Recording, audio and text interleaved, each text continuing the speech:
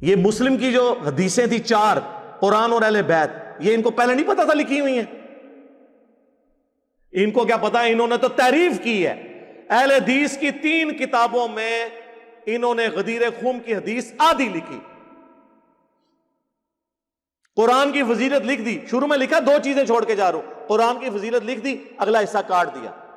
جب ہم نے کہا کہ یہ کیوں حرکت کی ہے تم لوگوں نے، وہ کہنے لگے جی وہ ٹاپک جو ہے نا فضائل قرآن تھا، اس لیے ہم نے قرآن والا حصہ رہنے دیا، بھئی اوپر 2 لائنیں ایڈ کرنے سے کوئی فرق پڑ جانا تھا، تو وہ چھوڑ دیا۔ میں نے کہا نہ، بنو امیہ کی چالیں جہاں ختم ہوتی ہیں وہاں سے اللہ کے فضل سے ہماری عقل سٹارٹ ہوتی ہے۔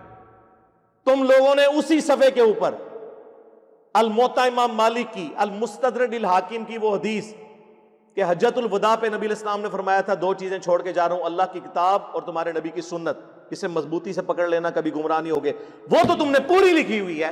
ادھر بھی تمہیں چاہیے تھا نا کہ 2 چیزیں چھوڑ کے جا رہا ہوں، اللہ کی کتاب اور دوسری چیز چھوڑ دیتے۔ وہ حدیث لکھی پوری اور یہ لکھی آدھی۔ اس کے پیچھے میں بتاتا ہوں ان کی چلاکی کیا تھی، تاکہ اگر کوئی یہ پڑھے نا تو وہ یہ سمجھے کہ دوسری چیز بھی وہی ہوگی جو اوپر لکھی ہوئی ہے۔ سمجھ آئیے آپ کو؟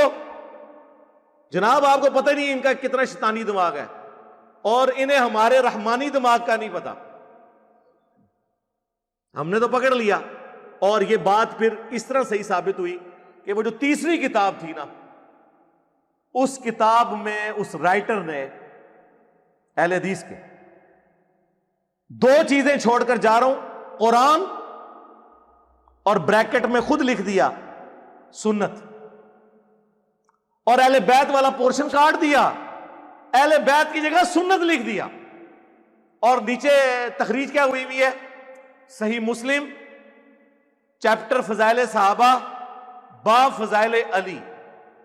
واہ واہ، چیپٹر فضائل علی ہے اور اس حدیث میں علی کا ذکر ہی کوئی نہیں، قرآن اور سنت۔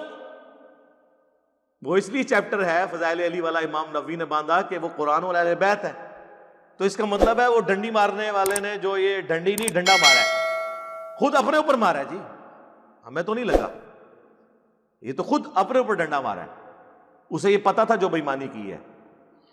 اور یہ بیٹھ کے وہابی جو ہے نا وہ کہہ رہے ہیں کہ جی وہ یہ رافضی نواز یہ ٹرینڈ چلا رہا ہے، فلاں چل رہا ہے، اور تمہارے ابے تو قرآن و حدیث کی تعریف کرنے والے ہیں، جاؤ اپنے گھر کی خبر لو، آؤ رجوع کرو اس کے اوپر۔ جھوٹو لیبل اہل حدیث کا لگایا اور حدیثوں میں تعریف کی، تو ان لوگوں نے حدیثیں مار ہضم کرنی تھی۔ میں حوالے تو بے شمار دے سکتا ہوں، چونکہ حنفیوں کا ذکر ہوا ہے نا، حنفیوں کو ان کے گھر کی خبر دیتا ہوں۔ علامہ بدر الدین عینی رحمہ اللہ تعالی المتوفی 855 ہجری، اہل سنت کے بڑے اماموں میں سے ہیں، حنفیوں کے بڑے امام ہیں۔ امام حنیفہ کے بعد چند ایک شخصیات جن پہ پوری دنیا کے حنفی متفق ہیں علمی طور پہ، ان میں سے ایک بدر الدین عینی ہے، اور میں ان کی پرسنلی بڑی عزت کرتا ہوں، یہ اہل بیت سے محبت کرنے والے تھے۔ ایک ہی زمانے میں 2 ہوئے ہیں، ابن حجر اسقلانی انہوں نے لکھی بخاری کی شرح فتح الباری، یہ 852 ہجری میں فوت ہوئے، اور دوسرے ہیں بدر الدین عینی، انہوں نے لکھی عمدۃ القاری، یہ 855 ہجری میں فوت ہوئے۔ اس میں انہوں نے حدیث عمار کے کانٹیکسٹ میں لکھا کہ کسی امام کو نقل کیا کہ وہ کہتا ہے کہ جی حضرت معاویہ کو 1 اجر ملے گا، حضرت علی کو 2 اجر۔ انہوں نے کہا کہ میں یہ کہتا ہوں کہ حضرت معاویہ کو کیسے اجر تم سنا رہے ہو، جبکہ ان کے پاس یہ حدیث پہنچ چکی تھی کہ عمار کو ایک باغی جماعت قتل کرے گی، عمار انہیں اللہ اور جنت کی طرف بلائے گا، وہ جماعت جہنم کی طرف لے جانے والی ہوگی۔ اس حدیث کے ہوتے ہوئے حضرت معاویہ کو تم کس طرح کہہ رہے ہو کہ اجر ملے گا؟ جب انہیں یہ حدیث پتہ تھی تو انہیں رجوع کرنا چاہیے تھا۔ کیا حضرت معاویہ اس بات پہ راضی نہیں ہے کہ انہیں برابر چھوڑ دیا جائے، چاہے جائے کہ 1 اجر بھی دیا جائے؟ ہاں جی دسو، کہو انہوں رافضی بدر الدین عینی۔